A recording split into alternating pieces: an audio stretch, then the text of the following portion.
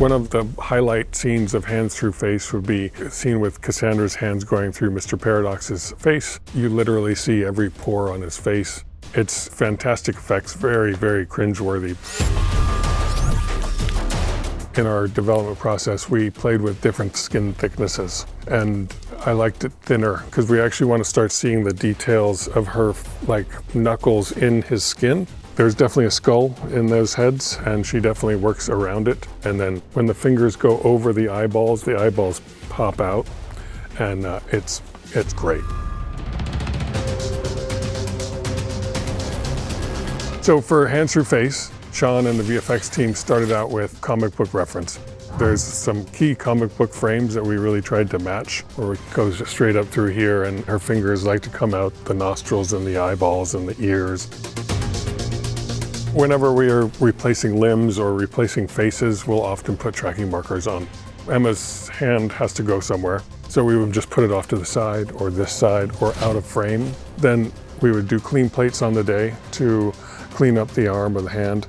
And then in post, we would do a fully digital hand and arm, and then into a mostly digital Matthew McFadden face. Then we go into detailed animation, and that would be getting the details of the fingers, sliding over the skull just right, getting it over the forehead and dipping into the eye socket, that kind of thing. And then we go into a final detailed sculpting and creature pass, and that's where you really would figure out, like if she was wearing a ring, you would see the ring in there or the knuckle. Ring, please.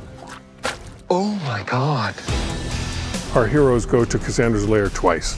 The first time they go, that's when Cassandra meets them all and when she puts her hands through Deadpool's face. The second time they go, we call it the assault, and it's the big battle near the end of the movie. That's when Wolvie gets his hands through face routine. What's going on in here? The assault is a really great example of just a huge collaboration between stunts, camera department, visual effects, props, everything. For a superhero movie, we tried to keep the whole movie fairly grounded. Whenever we can do live action stunts, we do them always as much as we can. Emma's performance really nailed Cassandra. They just absolutely crushed it. It's really, really one of the best villains I've seen in a long time. Basically a complex psychopath, but a villain that we all have grown to love, to hate.